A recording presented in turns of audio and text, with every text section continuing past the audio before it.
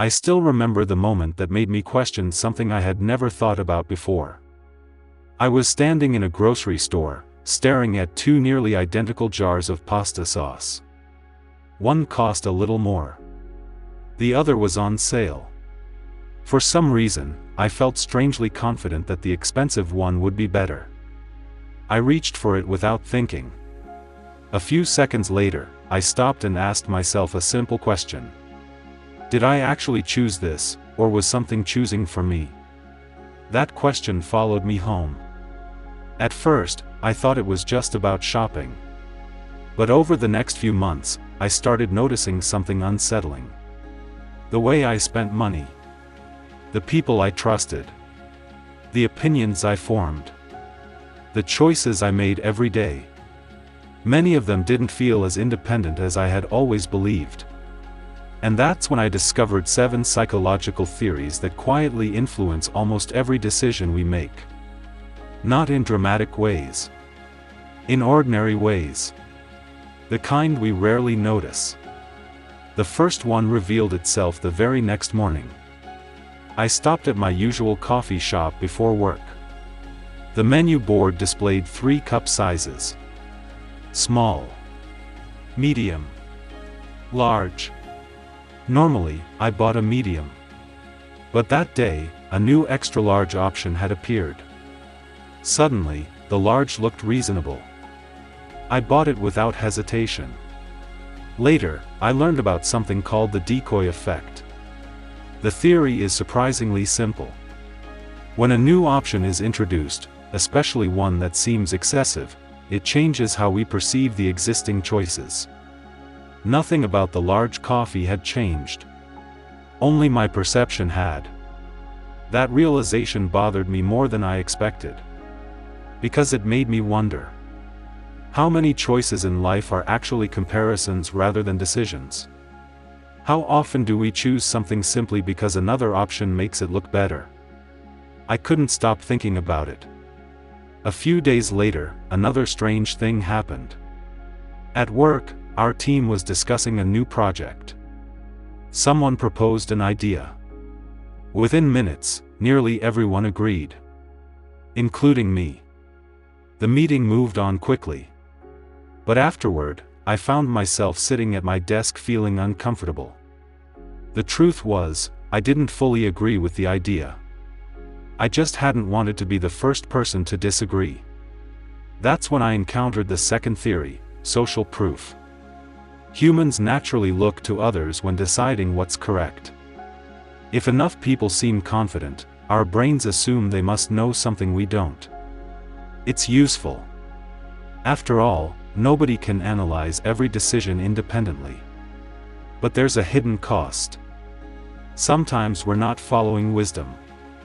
We're following confidence. And confidence can spread faster than truth. Once I recognized that pattern, I started noticing it everywhere. Online reviews. Social media trends. Popular opinions. Even conversations among friends. The next theory appeared during something much more personal. One evening, I received a message from an old friend. We hadn't spoken in years. He wanted help with a small business idea. Immediately, I felt positive about it. I trusted him. I liked him. And because of that, I found myself assuming his idea was good. A few days later, I reviewed the proposal more carefully. It wasn't nearly as strong as I initially believed. That's when I learned about the halo effect. When we like one quality about someone, we unconsciously assume other positive qualities exist too. A friendly person seems more trustworthy. An attractive person seems more competent. A successful person seems wiser. Our brains create shortcuts. Sometimes useful. Sometimes misleading.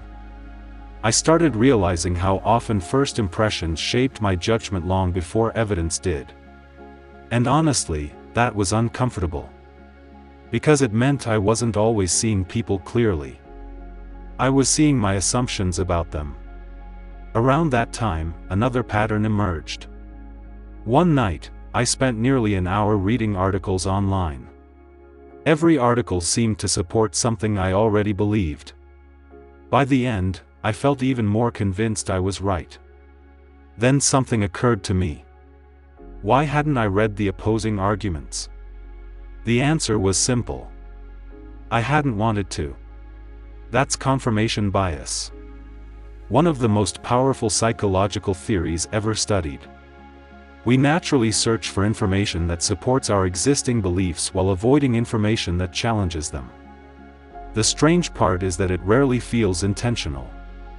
It feels like objective research. But often, we're not seeking truth. We're seeking reassurance. That realization changed the way I consumed information. Not immediately. Not perfectly. But enough to make me pause and ask, what evidence would prove me wrong? It's a surprisingly difficult question. A few weeks later, I faced a decision that seemed completely unrelated to psychology. I was considering canceling a subscription I barely used. The cost wasn't huge. But every month, I paid for something that provided almost no value. Still, I hesitated. Why? Because I had already spent money on it for years. Part of me felt that canceling would somehow waste all those previous payments. Of course, that didn't make logical sense. The money was already gone. Yet emotionally, it felt different. That's the sunk cost fallacy. We continue investing in something because of what we've already invested. Time. Money. Energy. Relationships. Dreams. Sometimes we stay committed not because the future looks promising, but because the past was expensive. When I finally canceled the subscription, it felt strangely freeing. Not because of the money. Because of the awareness. I had recognized the trap. And for once, I stepped around it. But the most surprising theory appeared during a conversation with my father. We were discussing a financial decision. Before hearing any details, he casually mentioned a large number. An amount far bigger than I expected. Minutes later, every other number in the conversation felt smaller. Even the expensive ones. I didn't realize it at the time, but my thinking had already been influenced. This is called anchoring. The first piece of information we receive often becomes the reference point for everything that follows. Whether it's a price, a salary, a negotiation, or even an opinion. The anchor shapes perception. What's fascinating is that even when we know it exists, we're still vulnerable to it. That realization made me much more cautious about first impressions and initial numbers. Because the first thing we hear often stays in our minds longer than we realize. By this point, I thought I understood how decisions worked. Then I encountered the final theory. And it changed everything. One afternoon, I was walking through a park when I noticed a man sitting alone on a bench. He looked upset. My first instinct was immediate. Maybe he had received bad news. Maybe something had gone wrong. Maybe he was struggling. A few minutes later, another thought appeared. What if he was simply tired? What if he was thinking? What if nothing was wrong at all? That's when I learned about the fundamental attribution error. We tend to explain other people's behavior by their personality while explaining our own behavior by circumstances. If someone cuts us off in traffic, they're rude. If we do it, we're late. If someone seems distracted, they're careless. If we're distracted, we're overwhelmed. Without realizing it, we often judge others through character and ourselves through context. That insight hit me harder than any of the others.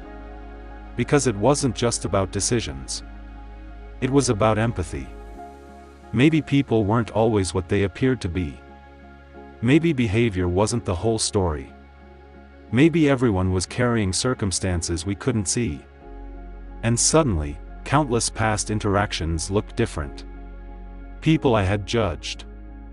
misunderstandings I had carried, assumptions I had treated as facts. The more I reflected, the more I realized something important. These 7 theories weren't evidence that humans are irrational. They were evidence that humans are human. Our brains evolved to make quick decisions in a complicated world. We rely on shortcuts, patterns, assumptions, mental frameworks. Most of the time, they help us. But sometimes they quietly guide us without permission. And that's where awareness becomes powerful. Not because it makes us perfect. Because it gives us a choice. A moment of pause. A chance to ask, why do I believe this? Why do I want this? Why does this feel true? Those questions changed the way I see decisions. But more importantly, they changed the way I see people. Including myself. Because beneath every opinion, every reaction, every choice, there is often a hidden psychological story unfolding. Most people never notice it. I know I didn't. At least not until that day in the grocery store. The day I reached for a jar of pasta sauce and thought I was making a simple decision. Maybe I was. Or maybe that decision had started long before I ever touched the shelf. And sometimes I wonder, how many of the choices we call ours were quietly shaped by forces we never saw?